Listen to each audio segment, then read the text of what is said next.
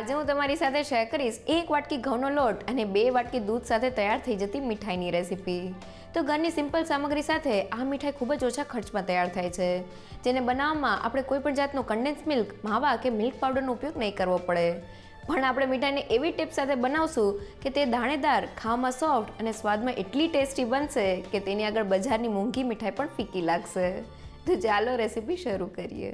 સૌથી પહેલાં મીઠાઈ બનાવવા ઘરમાં રહેલી કોઈ પણ એક વાટકીનું માપ સેટ કરી લો। હવે તે જ વાટકીના માપથી 2 વાટકી જેટલું દૂધ પેનમાં એડ કરી દઈએ। તો અહીંયા તમે ઘરે આવતા કોઈ પણ ફેટનું દૂધ લઈ શકો છો, કારણ કે આપણે દૂધને થોડી વાર માટે હલાવતા જઈને ઉકાળી લેવાનું છે। તો દૂધને ઉકાળતી વખતે તેની સાઇડ્સમાં રહેલી મલાઈને આપણે દૂધમાં એડ કરતું જવાનું છે। દૂધને ઉકાળવાથી તે એકદમ ઘટ અને મલાઈદાર તૈયાર થાય છે, જેનાથી કોઈ પણ જાતના કન્ડેન્સ મિલ્ક કે માવાનો ઉપયોગ વગર પણ મલાઈ દૂધને લીધે એકદમ ક્રીમી ટેક્સચર સાથે તૈયાર થઈ જાય છે। અહીંયા આપણે 2 કપ જેટલા દૂધને ત્યાં સુધી ઉકાળવાનું છે જ્યાં સુધી તેની ક્વોન્ટિટી 1 કપ જેટલી ન થઈ જાય।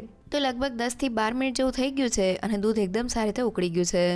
બાજુની સ્ક્રીનમાં જોઈએ તો દૂધની ક્વોન્ટિટી પહેલાં કરતાં અડધી થઈ ગઈ છે અને તે એકદમ ઘટ અને મલાઈદાર તૈયાર થઈ ગયું છે।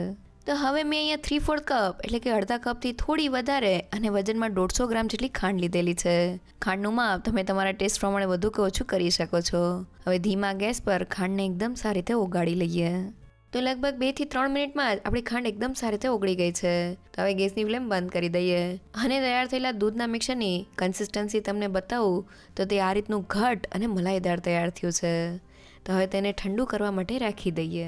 તો એકદમ ક્રીમી ટેક્સચર સાથે આપણું દૂધનું મિક્સર તૈયાર થઈ ગયું છે। અહીં આપણે દૂધમાં જ્યારે ખાંડ એડ કરીએ છીએ ત્યારે શરૂઆતમાં ખાંડનું પાણી થઈ જાય છે, પણ આપણે ધીમા ગેસ પર ખાંડને ઓગાળીને મિક્સરને ત્યાં સુધી કૂક કરવાનું છે જ્યાં સુધી તે એકદમ ઘટ અને મલાઈદાર ન થઈ જાય। હવે મેં અહીંયા 10 થી 12 નંગ જેટલા કાજુ લીધેલા છે, તેને મિક્સર જારમાં એડ કરી દઈએ। સાથે અડધી ચમચી જેટલી ખાંડ એડ કરીને કાજુને સારી રીતે ગ્રાઇન્ડ કરી લઈએ। તો કાજુ ગ્રાઇન્ડ થઈને તેનો આ રીતનો ફાઇન અને કોરો પાવડર તૈયાર થઈ ગયો છે।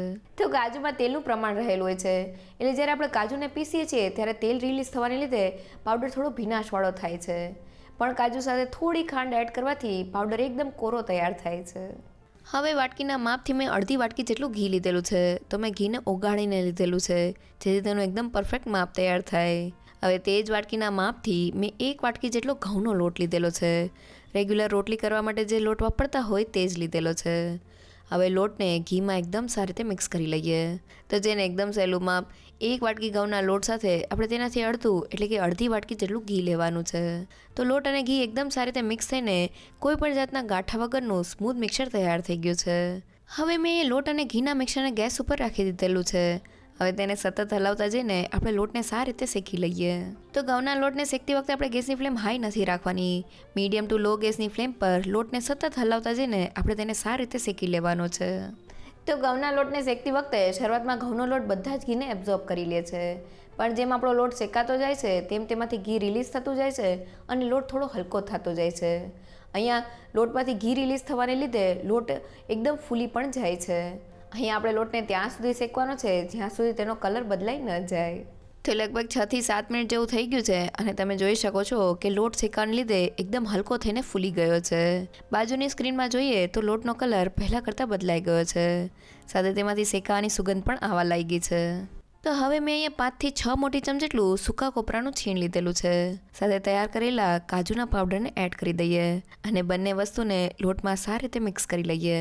તો ઘઉંના લોટની મીઠાઈમાં ઘઉંના લોટ સાથે થોડું કોપરાનું છીણ અને કાજુનો પાવડર એડ કરવાથી તેનો સ્વાદ તો વધી જાય છે, પણ મીઠાનું ટેક્સચર એકદમ દાણેદાર તૈયાર થાય છે।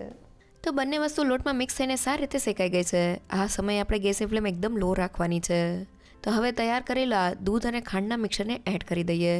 સાથે ફ્લેવર માટે અડધી ચમચી જેટલું એલચી પાવડર એડ કરીને બધી જ વસ્તુને મિક્સ કરી લઈએ। તો દૂધ અને ખાંડના મિક્સરને એડ કર્યા પછી તમે જોઈ શકો છો કે ફક્ત 1 મિનિટમાં જ આપણું મિક્સર આ રીતના ફ્રોથી થઈને દાણેદાર તૈયાર થઈ ગયું છે। તો હવે આ સમયે ગેસની ફ્લેમ તરત જ બંધ કરી દઈએ અને મિક્સરને થોડું હલાવી લઈએ। તો મિક્સર દાણેદાર તૈયાર થાય એટલે તરત જ ગેસની ફ્લેમ બંધ કરી દેવાથી બરફી સોફ્ટ તૈયાર થાય છે, જરા પણ ચવડ નથી થતી। હવે મેં બરફીને સેટ કરવા માટે એક પ્લેટને થોડા ઘીથી ગ્રીસ કરી લીધેલી છે। હવે તેમાં બરફીના મિક્સરને એડ કરી દઈએ અને હવે આ રીતની વાટકીના પાછળના ભાગ ઉપર મેં થોડું ઘી લગાવી દીધેલું છે, તેની મદદથી બરફીને એક સરખા લેવલમાં કરી લઈએ। તો મેં બરફીને એક સરખા લેવલમાં કરી લીધેલી છે. હવે તેની ઉપર થોડી બદામની કતરન અને થોડી પિસ્તાની કતરન સ્પ્રિંકલ કરી લઈએ અને હવે તેને વાટકીથી થોડી દબાવી દઈએ. હવે બરફીને 2 થી 3 કલાક માટે સેટ કરવા રાખી દઈએ. તો આપણી મીઠાઈ બનીને તૈયાર થઈ ગઈ છે. ઘઉંના લોટમાં જ્યારે આપણે દૂધ અને ખાંડવાળું મિક્સર એડ કરીએ ત્યારે શરૂઆતમાં આપણે તેને ધીમા ગેસ પર ફક્ત 1 જ મિનિટ માટે કૂક કરી લેવાનું છે. જેવું મીઠાઈનું ટેક્સચર દાણેદાર તૈયાર થાય એટલે આપણે તરત જ ગેસની ફ્લેમ બંધ કરી દેવાની છે. અહીંયા જો આપણે મિક્સરને ગેસની ચાલુ ફ્લેમે વધુ વાર કૂક કરશું તો મીઠાઈ થોડી ચવડ બની જશે. સાથે મીઠાઈને ઘીવાળી ડીશમાં સેટ કર્યા પછી આપણે તેને 2 થી 3 કલાક માટેનો રેસ્ટ આપવાનો છે, જેથી તે એકદમ સારી રીતે સેટ થઈ જાય. તો લગભગ 3 કલાક જેવું થઈ ગયું છે અને બરફીનું મિક્સર થોડું સેટ થઈ ગયું છે. તો હવે તેના પીસ કરી લઈએ. તો બરફીના પીસ તૈયાર થઈ ગયા છે. એક પીસને ડીમોલ્ડ કરીને જોઈએ તો તમે જોઈ શકો છો કે એકદમ સરસ ટેક્સચર સાથે આપણી બરફી તૈયાર થઈ છે.